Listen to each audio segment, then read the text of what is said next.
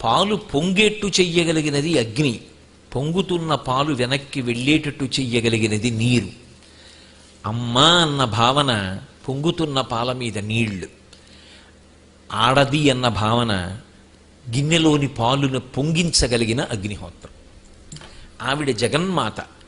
ఆమె యందు మాతృత్వాన్ని చూడగలిగితే నువ్వు లోకమంతటా కూడా అదే మాతృత్వాన్ని చూడవచ్చు.